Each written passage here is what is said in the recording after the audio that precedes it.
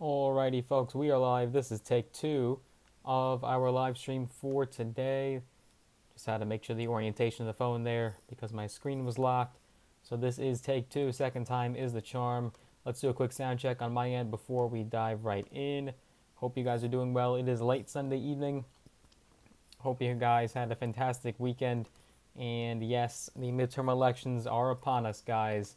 This is one of our last actually the last live stream before we talk about the results and what actually happened on election day for the midterm elections. Certainly, it may go late into the night and we won't know all the results, but this is in fact our last live stream before election day. So just want to make sure you guys get out there and vote if you haven't already.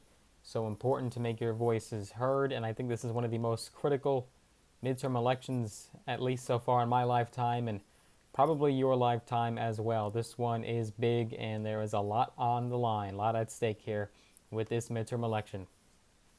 So a quick sound check, make sure we're good. Trying to get the live on my computer. If you guys can hear me, go ahead and give this video a big thumbs up. Smash the like button. I would appreciate that. And listener, you're tuning in from city, state, location, whatever you want to tell us. Let us know where you are coming from. All right, we have some people hopping on. The algorithm is kicking in. Welcome, welcome. Fantastic. Hello, guys. How's it going? Nice to have you on. Very good, very good. I think we are ready to get started and dive right in. So with that being said, if you guys want to see more content from the channel, make sure you are subscribed and have notifications turned on. So important. Once we hit 20,000 subscribers, which might be right around the corner at the pace we're going, we will do a massive cash giveaway where we give away double the amount of cash that we gave away at 10,000 subscribers. So make sure you are subscribed. And if you have been enjoying the content, you appreciate the output that we do for you guys every single solitary week with no exceptions and no excuses, make sure they give this video a tremendous thumbs up. Smash a like button. I'd appreciate that. If this video does get to 500 likes, we will do a cash giveaway where we give away $100 to a few of you lucky subscribers. And if you guys want to get some free stocks, all on me, all free, use the links down below in the description of this video. Sign up with the brokerage platforms or Robinhood and or Webull. I'll get some free stocks. You'll get some free stocks. Sometimes valued up to thousands of dollars in some cases. So let us know stocks you get. And with that being said, I think we are ready to get started and dive right in without further ado. So there's a lot of action going on in regards to Social Security. It is still making rounds in the headlines, and we're getting down to the wire, guys. Last minute talks here, back and forth from Republicans and Democrats. Which side do you want to start with? You want to start with the Democrats or the Republicans? I think we'll start with the Democrats. So each side is hitting back at each other, and they're basically just saying that what the other side is saying is untrue, and it's a false claim, totally not true, and it's getting crazy. You're seeing a lot of action and inflammatory comments from some top talking heads and political leaders in the Senate and the Congress. So let's start with the Democrats. You have centrist Joe Manchin, who notoriously does not necessarily want to side with President Joe Biden. He tends to go the opposite way, but he's talking about Social Security. And this week he called for a broad bipartisan deal to protect the solvency of Social Security, Medicare, and Medicaid. These are, of course, popular programs that are facing issues over the next few decades if nothing is done. So you have Joe Manchin talking about Social Security. He said, quote, "You're going to get your financial house in order. We cannot live with this crippling debt."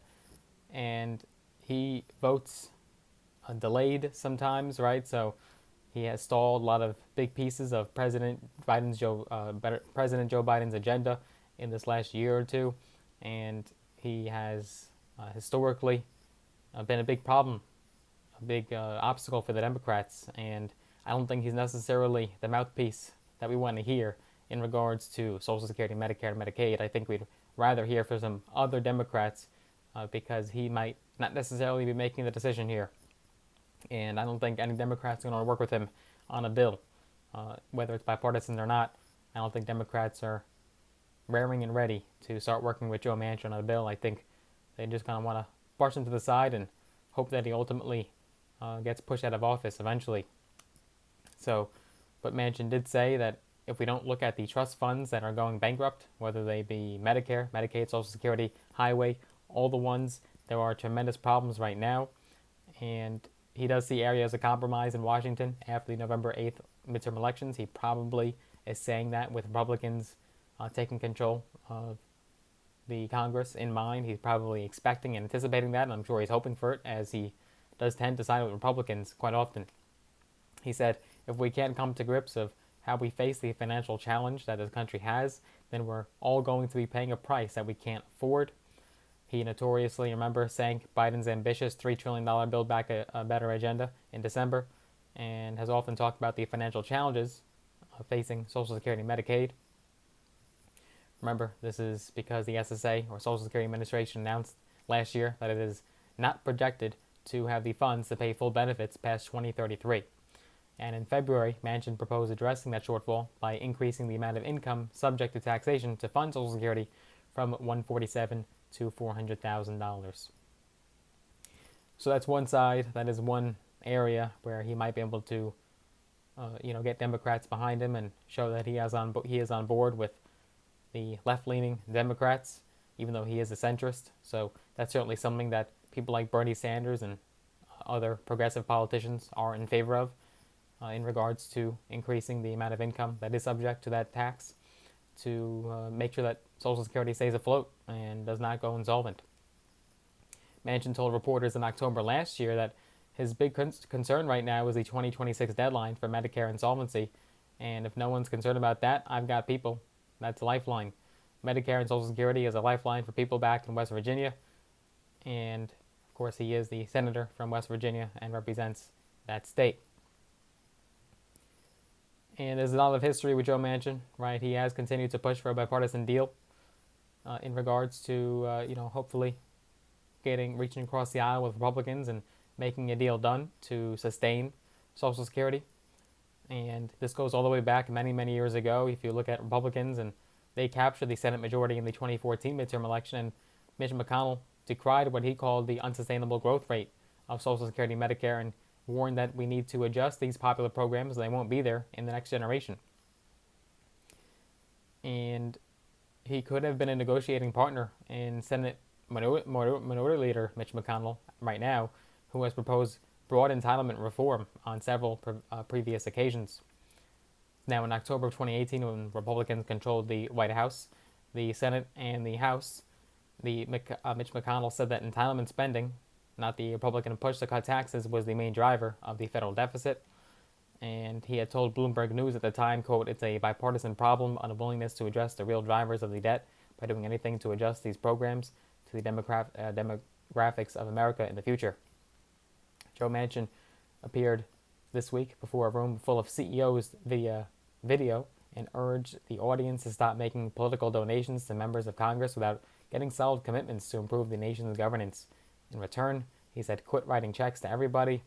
And he argued that successful CEOs build good companies because they expect return on their investment, yet too often they write checks to lawmakers in Washington without expecting anything of real substance, ultimately in return.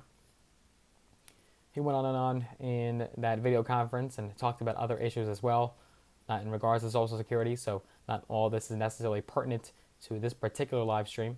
So let's now move over and transition to the Republicans and what they're saying right now in regards to Social Security. So it seems like they are doing some damage control, as Republicans have been doing in these recent months, especially when it comes to Social Security and Medicare.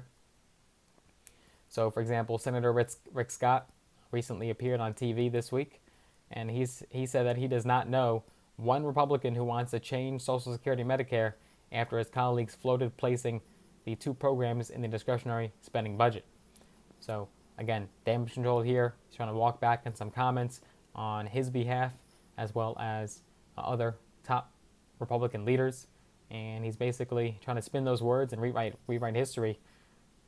And unfortunately, we have everyone caught in 4K. We have exactly what they said verbatim out of their mouth, and I don't necessarily think he's being truthful in these comments and trying to basically, rewrite history and tell a different story of what exactly happened from these Republican leaders that have made some bad comments, some very worrisome comments in regards to Social Security. Of course, Democrats have seized upon this opportunity. They have honed in on the line about Social Security spending, using it to campaign against Republicans. So on NBC on Sunday, host Chuck Todd asks Rick Scott about his position on Social Security. And Todd asked, quote, sunsetting the program every 5 years for renewal, why do that? Why put Social Security into the political arena every 5 years? Why put seniors through that? And Scott said, quote, I have no interest in changing the Medicare program. I want to make sure that we preserve the benefits of Medicare and Social Security. I don't know one Republican who wants to change that. And he added that both programs are going bankrupt. So Rick Scott, whether or not he truly wants to preserve Social Security or he's just saying this now in time for the midterm elections, that's certainly up for debate and is probably up to your opinion. And remember, this is coming on the heels after Senator Ron Johnson of Wisconsin, back over this summer, suggested that Social Security and Medicare should be discretionary spending programs, and they're approved by Congress instead of federal entitlement programs or mandatory spending. And a spokesperson from Johnson's office later told the Post that Johnson does not want to eliminate the programs, but thinks that they are threatened without the fiscal discipline and oversight typically found with discretionary spending. Top Republicans have also suggested raising the age to collect Social Security from 67 to 70 years old and raising health insurance premiums for seniors, pitching the ideas as a way to combat high government spending. So there's another idea, and ultimately that would hurt seniors. Now, granted, maybe not so much for the future generations. We are obviously living longer and probably going to be working longer years. And so raising the age a few years as far as when you could start collecting maybe wouldn't be absolutely disastrous, but it could certainly play a role in the economy and, have many elderly people, which may not necessarily be considered elderly in the future. The age of 100 may be considered the new 70 by the time this would ever get passed. However, that could certainly play a role in the poverty level that elderly people do face. And we could be seeing some great changes and a total revamp of the system if Republicans get control of this midterm election. Now, both President Joe Biden and former President Barack Obama, among other top Democrats, have called out Republicans on the campaign trail for the suggested cuts and changes, like you saw with President Barack Obama's in Wisconsin, his speech there. And he really railed against some of the Republicans. And he got very passionate, and it was a fiery speech. And he really pulled no punches when it came to that speech. He specifically called out Ron Johnson by name, and not just once, but multiple times, again and again, telling the people of Wisconsin that Ron Johnson basically does not care about you. And he does not care about Social Security, does not care about your future and the generations to come. He does not care about previous generations and what they did to have to deserve that Social Security, that they're entitled to it because they worked so hard their entire life. They broke their back and worked long hours. Those are not the exact words from Barack Obama, but pretty close. You could look up his speech and watch it. It's definitely a very passionate speech. So what are your thoughts, guys? What do you think is going to happen with these midterm elections? Do you think Republicans will get control, or Democrats will have a slim majority still? Do you think that if Republicans do ultimately take control and they have the majority in Congress, that we could be seeing some major changes to Social Security? Do you think that could really impact the system and we could see some big cuts coming to benefits, and ultimately the program might even be obsolete and disappear in the near future? Whether it's 5, 10, 20 years, who knows? Not necessarily affecting benefits right now, but it could certainly affect recipients and people that are looking to retire and looking forward to their golden years down the road and counting on that income. They may not be able to do so, especially if Republicans make some major changes.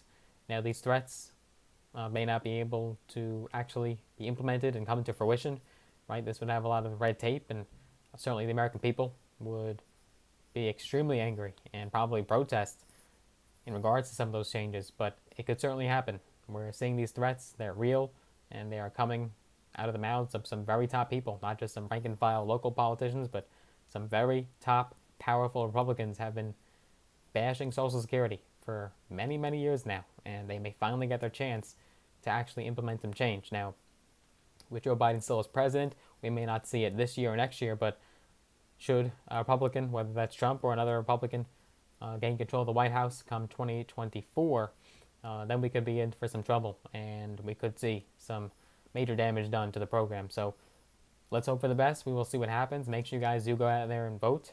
Your votes do matter, and make sure you get your voices heard if you haven't voted already and early voting. Personally, I will be voting on election day, so we will be sure to update you guys with a lot of coverage in regards to the midterm elections and the results that do happen and how this country may or may not shift one way or another.